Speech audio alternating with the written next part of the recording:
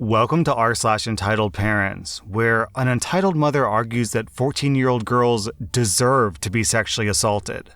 Our next Reddit post is from Sky High Tiger. So I'm 16 years old, almost 17, and my sister is 14. We were raised by a single dad who's ex-military and who firmly believes that if someone starts a fight with you, then you should end it. I attend a pretty swanky boarding school in the UK, and there's plenty of entitled mothers and entitled kids running around. They're the rich and don't realize they're a bit dense sort of people. Me and my sister are in separate boarding houses, but we see each other most days. I love my sister, and I often feel the need to stick up for her. In the boarding house next to mine, there's this entitled kid. He's 17 years old and a very unpleasant young lad. He's not particularly bright as a student, but he's in the first team for rugby and is generally quite athletic. He's been known to be a bully for a while now, but he also seems to have a darker side. And many girls have accused him of making creepy comments and openly threatening them.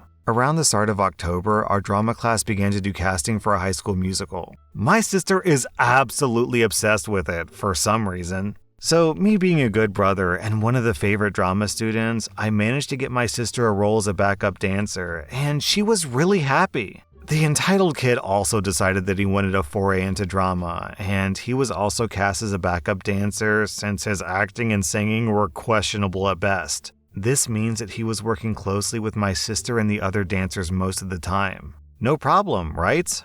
Wrong. My sister told me in the first 2 days that he was already getting creepy with her and some of the other girls, and more concerningly, some of the younger backup dancers. I talked with my girlfriend about it, and I decided the next day that I would have a polite word with him. The next day, when I went into the drama room, I clearly heard him say something that I will not repeat here. I walked up to him, already not in a fantastic mood, and said something along the lines of, "Don't you dare say that to my sister or any of the girls here, you understand?" This dude replies, "Or what?" This next part I clearly didn't think through properly, but I said, "Well, I could either knock your lights out or get you kicked out of the play and the rugby team with what I just heard you say." Now, I'm 6'0", 135 pounds, and I'm by no means weak. But this guy is easily 6'3" and like 170 to 190 pounds, but nevertheless, he grunts some agreement out and buggers off. I thought nothing of it, and the play went off without a hitch. Cut to 3 weeks ago, and at 9 p.m. when our homework time ends, I decided to go out with my girlfriend to celebrate 8 months, and I'm so glad I did. We were walking behind the main school building when we heard someone clearly in distress. My girlfriend immediately went to find a teacher, and I ran over to see what was going on. Since at first I thought someone had tripped or something, I found that the entitled kid had backed my sister into a corner and was threatening her and shouting obscenities, standing in a very predatory stance. She's lying on the floor with a noticeable bruise on her face and is sort of shouting in anger and pain. I immediately grabbed the entitled kid and started throwing punches. My only goal was to get this monster away from my sister. Now, despite him having size and most definitely strength on me, I quickly realized that every time he hit me, it didn't hurt so bad. But when I hit him, he felt it more than I did. I attribute this to the fact that I've gotten beaten up my whole life, while this prancy little princess probably isn't used to being hit. Eventually, I got him in a headlock, which I did maybe hold for a bit too long. And when I let go, he didn't fight back, so I just got up and started kicking him. Of course, in a case of very bad timing, my girlfriend and the teacher show up just as the entitled kid starts to get the stuffing kicked out of him. The teacher naturally separates us and sends both of us to the headmaster's office the following morning. Since the entitled kid was badly beaten and the teacher saw me kicking him, the headmaster thought that I was the aggressor, which also makes relative sense since the entitled kid's disciplinary record is for the most part clean and mine has a few fights on it. The entitled kid's entitled mom, complete with Karen haircut, fake nails, and very fake tan skin, arrives and promptly starts to absolutely go insane on me for assaulting her baby boy. I once again did myself zero favors by bellowing back just as loud about what a piece of garbage her kid is, all in front of the headmaster. I couldn't care less either. As far as I was concerned, her entitled kid was about to sexually assault my sister, and this awful woman was defending him. At this point, I was beginning to think that I might be in big trouble. That is, until my girlfriend and my sister show up. Having been asked by the headmaster to hear their side of the story, and they claimed to have proof about the situation. It turns out that my sister, the clever bastard that she is, had recorded the entire exchange on her phone. The video lasted 7 minutes, and it was full of the entitled kid threatening to sexually assault her, saying how she should fight back, etc. And the video ended after the teacher showed up. At this point, the headmaster decided that our parents would meet with him about the entitled kid's behavior and mine. My dad told me that the entitled mother basically called me a menace to society, along with saying that I should be kept away from the normal kids. Okay, I am autistic, but I'm not psychotic. My dad was infuriated and said to her, "Well, at least I didn't raise a P word." Amid their bickering, the headmaster showed them the video, which really was just a black screen with some audio since my sister had her phone in her pocket. The entitled mother then tried justifying her kid's words by saying, "Well, the bitch was asking for it talking to my son like that." I'm surprised my father didn't cave her skull in for that remark. In the end, the entitled kid was expelled after some other girls also told the headmaster about some unsavory things the entitled kid had said and done to them. His mother has also been permanently removed from the school grounds. She was a career advisor, apparently. My dad is so proud of me and my sister. I should also mention that the entitled kid's dad was a charming fellow, also ex-military, and he was shocked to his core by both his son's actions and his wife's response to the video. He's profusely apologized to me and my sister, and he's also said to my dad how remorseful he is that he didn't raise his son right. I thought it was fair to add this, just in case anyone thought that he was like the entitled mother. Our next Reddit post is from List78. The players here are me, a 43-year-old woman, my entitled stepmom, and my half-brother, who's 27. Background: my half-brother is a drug addict, and he's stolen from pretty much everyone in my family. My dad and stepmom were separated and living in different states, and my brother lived with my dad. I live in a different state. My dad is a holy roller, so most of my family is super conservative. I'm not at all conservative. Since my brother can't hold down a job, I paid for his cell phone so that we have a way to contact him. Otherwise, he'd just disappear and no one would hear from him for months at a time. He asked me if I could add his girlfriend to my plan. I said fine, but they would need to buy their own phones. I started the process, and they were supposed to buy the phones and have them activated.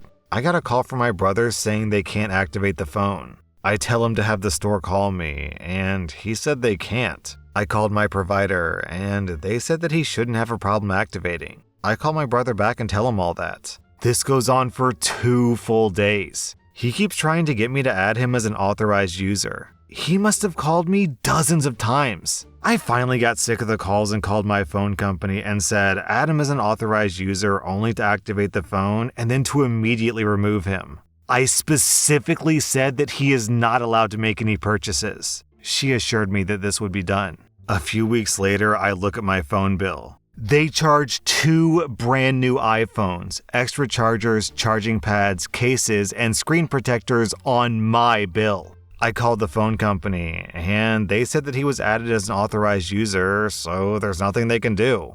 I called my brother, and he just laughed. I told him to take that stuff back right away, and he said no. We argued. He got pissed and said, "Now I'm not paying it back at all, and I hope it tanks your credit." I told him, "Go F yourself in the butt with a spiked dildo," and I hung up.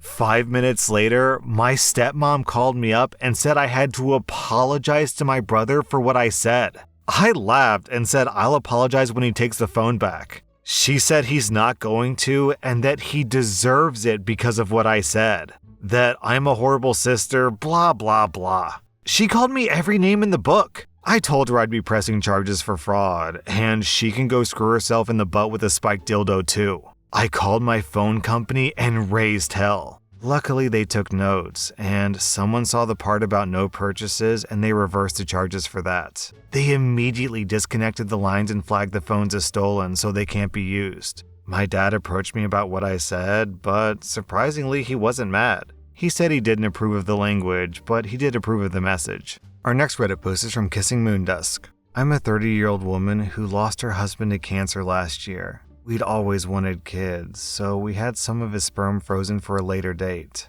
Sadly, he lost his battle and passed away. I'm now in a place where I feel capable mentally of taking care of a child myself, and the process was a success. I'm now expecting a little boy. My husband's parents somehow got wind of this, and they're constantly demanding that they'll be allowed in my son's life, as he'll be the last part of their son. The thing is, though, my parents had nothing to do with his parents. Growing up, they were emotionally abusive to him, and he got out of there as soon as he could. He hadn't spoken to them in 10 years, and when it became clear that things were taking a nosedive, he made sure that I knew that he didn't want them at his funeral. I don't think my husband would want them in our son's life at all either, so I'm trying to respect his wishes. But family and friends are telling me that I should give them a chance, that perhaps they've changed, and how this could be a second chance for them. Perhaps it's cruel, but I don't want my son to be a guinea pig on a trial run. Is it a butthole move to not give them the chance to prove themselves and deny them contact with my son? My own parents have said now that if the positions were reversed, it would break their hearts to be kept from my child. They've suggested supervised visits, but I'm against even that. I'm feeling so much stress about this because they're constantly messaging my social media. And I've had to block them, and they've even been coming to my home to try to convince me. Okay, OP. So on just like the very most fundamental basic level, I think this is simply a matter of respecting your husband's wishes. Your husband clearly didn't want his parents in his life, so I think it's reasonable to assume that he also wouldn't want his parents in his son's life as well. And this whole argument about how they deserve a second chance, but they did have a chance. They had a chance to treat their own son with respect for decades and decades, and they didn't, so why do they get 20 years of chances, but now they deserve a second chance? And then, on top of all that, your in-laws are already showing you that they can't respect your boundaries. You said yourself that they're constantly harassing you on social media, and they're showing up to your house unannounced to try to pressure you. So if you give in to that manipulation and pressure, you think they're going to just stop trying to pressure and manipulate you? Because I certainly don't. I'm sorry about the loss of your husband, OP, and congrats about your son. But regarding your in-laws, this seems crystal clear. You do not want them in you or your son's life. Our next Reddit post is from Ink101. I just started running an online D&D game. During the last couple of sessions, I noticed my connection was really bad. The usual stuff didn't help. After a while, I found out that a couple of months ago, my neighbor had borrowed the Wi-Fi password from my girlfriend because they were having connection problems. It was supposed to be for a day or two while their new ISP connected them. Saturday before last, I changed the Wi-Fi password, and the connection improved. On Sunday, the neighbor wife turns up. "Is there something wrong with the internet? I can't log on." I changed the password. "Oh, can I have the new one?" "No, you were only supposed to borrow it for a few days while you got your own connection, and I couldn't get a connection when I needed to." There's a short discussion that boils down to, "Oh, we didn't think that you'd mind." I wouldn't have minded if it was only for a few days, but it's been about 3 months. "But you have internet anyways." "Yes, because I pay for it, and when you use it, you're taking something that I pay for and making it worse for me and my household." That evening, my girlfriend mentions that she'd gotten a text from the neighbors about them having problems with their internet again, so she had once again given them a new password. I had another chat with the neighbors, which boiled down to something like this. "But we need the internet. Sammy, my daughter, needs it for school, and Kevin, my husband, loves his games." "Then get your own connection." "I did, but they can't come out until Wednesday." "So just 2 more days then? I'm gonna change the password again on Wednesday." "If you must." Me, being me, forgot to change the password on Wednesday. I don't remember until game night comes around, and I notice the connection is a bit dodgy when I'm setting up. I change the password again, and everything clears up. The next day, I get a 10-minute lecture from the husband that I should stop harassing him by cutting off his internet in the middle of playing his games. That I'm ruining his daughter's life by stopping her from studying, and that I need to give them the new password so his daughter could load her videos for her YouTube. I walk away, close my door, and enjoy a beer. Monday comes around, and this note is glued, yes, glued, not taped, to my front door. "I hope you're happy, you F-tard. You ruined my girl's hopes. You have no right to cut off my internet. You stopped my daughter from streaming and ruined her chance of becoming a YouTuber. Hope you're effing happy, you butt-tard. Down in the comments, OP adds this update. So, it turns out the daughter actually reads r/entitled-parents and she saw this post. She apologized for her parents' actions. It also turns out that she had been paying her parents £5 a month to pay for internet, supposedly so they could get a better package so she could stream YouTube. I guess that means that they're not only willing to steal from me then. Scamming money out of your own children? That's just pathetic. That was r/entitled-parents, and if you like this content, check out my podcast where I publish the exact same episodes. Also, hit that subscribe button because I put out new Reddit videos every single day.